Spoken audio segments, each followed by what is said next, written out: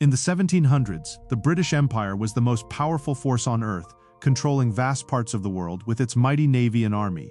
Yet across the Atlantic, 13 American colonies grew tired of being taxed, controlled and ruled by a government thousands of miles away that ignored their voices. What began as frustration over British laws and taxes slowly turned into open rebellion as ordinary colonists started demanding freedom and the right to govern themselves. The American Revolutionary War became far more than a fight over tea or taxes.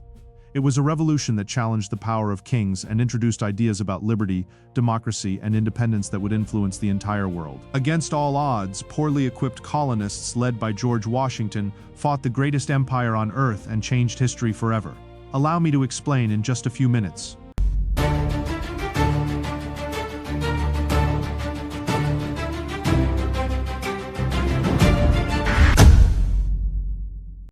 Chapter 1. The Roots of Revolution.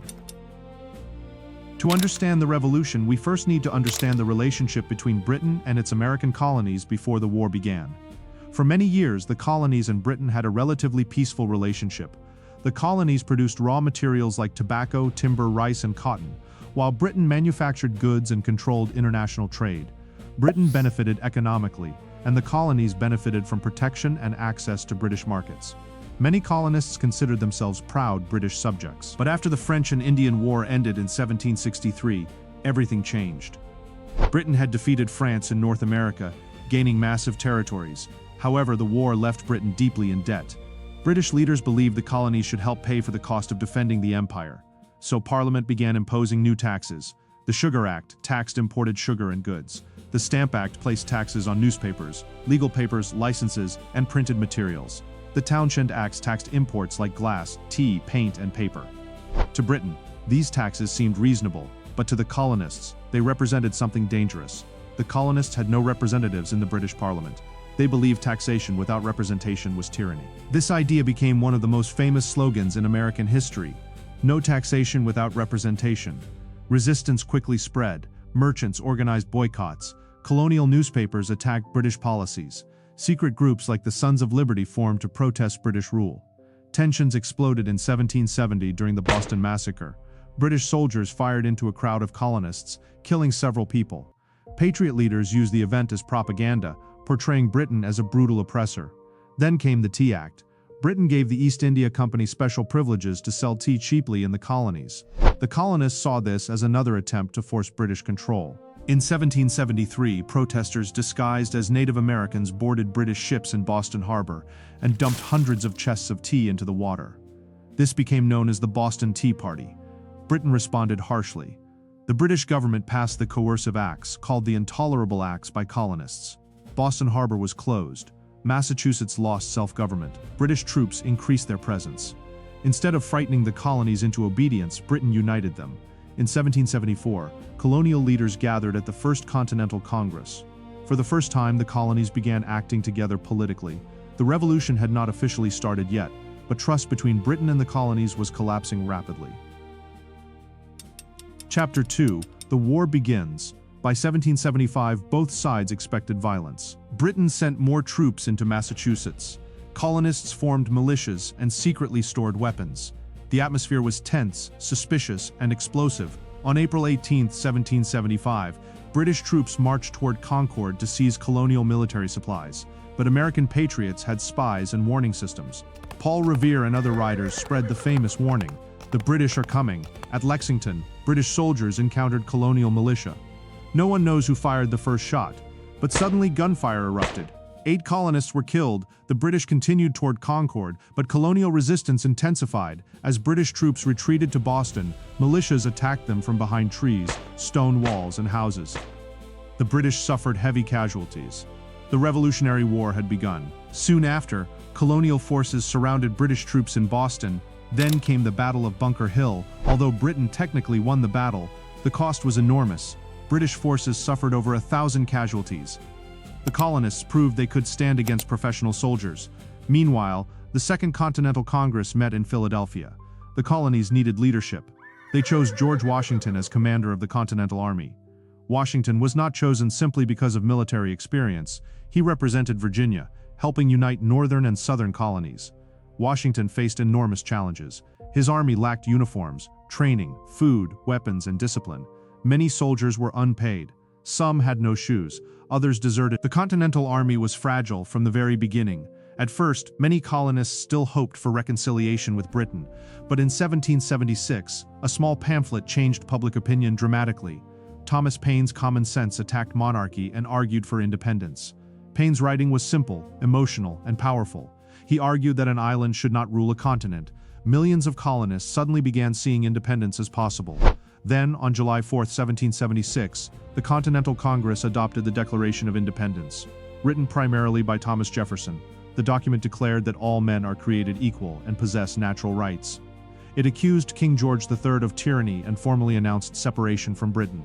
The colonies were no longer protesting. They were now fighting for independence. Chapter 3: The Near Death of the Revolution. After declaring independence, the Americans faced a terrifying reality. They were now officially at war with the most powerful empire in the world. Britain responded aggressively. In 1776, British forces launched a massive campaign to capture New York City. The British Army was larger, better trained, and supported by the world's strongest navy. George Washington's forces suffered devastating defeats. The Americans lost Long Island. They lost Manhattan. They were forced to retreat repeatedly. Many people began believing the revolution was doomed. Washington understood something critical. He did not necessarily need to destroy the British Army. He simply needed to keep the revolution alive. As long as the Continental Army survived, the war could continue. This became Washington's greatest strategic strength. Instead of risking total destruction, he often retreated strategically. Still, morale collapsed during the winter of 1776. Soldiers lacked food, blankets, and medicine. Many enlistments were expiring. The army was shrinking. Then Washington made a bold gamble. On Christmas night 1776, he crossed the icy Delaware River during a snowstorm. His exhausted army launched a surprise attack on Hessian mercenaries in Trenton. The victory was small militarily but enormous psychologically. It revived hope. The revolution survived. But conditions remained brutal. At Valley Forge during the winter of 1777 to 1778, soldiers suffered extreme cold, hunger, and disease. Thousands died. However, Valley Forge also transformed the Continental Army. A Prussian military officer named Baron von Steuben trained American troops into a more disciplined fighting force. The army emerged stronger and more organized. Meanwhile, the war expanded beyond America. This was no longer just a colonial rebellion. It was becoming an international conflict. Chapter 4: The Turning Point. One of Britain's main strategies involved isolating New England from the other colonies. British General John Burgoyne planned to move south from Canada, while other British forces advanced north. The strategy failed disastrously. American forces surrounded Burgoyne near Saratoga, New York, in October 1777. Burgoyne surrendered his entire army. The Battle of Saratoga became the turning point of the war. Why? Because foreign powers were watching closely. France hated Britain after losing territory during previous wars. French leaders wanted revenge, but they hesitated to support the Americans unless victory seemed possible. Saratoga changed everything. France officially allied with the United States in 1778. This transformed the war completely. France provided money, weapons, troops, naval support, and military leadership. Later, Spain and the Dutch Republic also entered the conflict against Britain. Suddenly, Britain faced enemies across the globe. The Revolutionary War expanded into the Caribbean, Europe, Africa, and Asia. Britain's military resources became stretched dangerously thin. French naval support proved especially important. Without France, American independence would have been far less likely. Meanwhile, fighting inside America became increasingly brutal. The war divided families and communities. Loyalists who supported Britain were attacked, imprisoned, or forced to flee. Neighbor turned against neighbor. Native American tribes faced impossible choices. Some sided with Britain, hoping to stop American expansion westward. Others supported the Americans. Many native communities suffered devastating destruction regardless of which side they chose. The revolution also exposed deep contradictions surrounding slavery. Thousands of enslaved Africans sought freedom during the war. Britain sometimes promised freedom to enslaved people who escaped rebel masters. At the same time, revolutionary leaders spoke passionately about liberty while slavery continued throughout much of America. The war for freedom was far more complicated than patriotic myths often suggest. Chapter 5: British Defeat. By the early 1780s, Britain shifted focus toward the southern colonies. British leaders believed many Southerners remained loyal to the crown. Initially, the British achieved several victories. Cities like Savannah and Charleston fell, but the South became trapped in brutal guerrilla warfare. American commanders like Nathaniel Greene avoided direct destruction while constantly exhausting British forces. Then British General Charles Cornwallis moved into Virginia. This decision proved fatal. George Washington saw an opportunity. With French support, American and French forces trapped Cornwallis at Yorktown. Even more importantly, the French Navy blocked British rescue efforts by sea. Cornwallis was surrounded. Bombardment began. British defenses collapsed. On October 19, 1781, Cornwallis surrendered. The scene became legendary. Thousands of British soldiers marched out as military bands reportedly played "The World Turned Upside Down." Yorktown did not officially end the war immediately, but politically Britain had lost the will to continue. The cost of war was enormous. Public support in Britain weakened. Parliament pushed for peace. The impossible had happened. The colonies had defeated the British Empire. Chapter 6. The Birth of the United States. In 1783, the Treaty of Paris officially ended the Revolutionary War. Britain recognized the independence of the United States. The new nation gained territory stretching to the Mississippi River. But victory created new challenges. Winning independence was easier than building a stable country. The United States initially operated under the Articles of Confederation, which created a weak central government. Economic problems, political conflicts, and instability quickly emerged.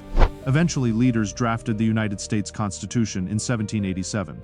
The Constitution created a stronger federal government with separate branches designed to limit concentrated power. George Washington became the first president. The revolution permanently changed political thinking worldwide. The idea that governments derive power from the people, not kings, spread globally. The French Revolution drew inspiration from America. Independence movements across Latin America followed. Even modern democratic systems trace many roots back to this revolution, but the American Revolution remained incomplete in many ways. Women still lacked political rights. Native Americans lost more land as the United States expanded westward. Slavery continued for nearly another century before the Civil War. The ideals of liberty and equality often clashed with reality. Still, the revolution reshaped history forever. A small collection of colonies challenged the strongest empire on earth and won. Not simply through military power, but through endurance, strategy, alliances, and powerful ideas. The Revolutionary War proved that governments could be challenged. It proved ordinary citizens could reshape history. And it introduced a dangerous new idea into the world. That power does not always belong to kings. Sometimes it belongs to the people.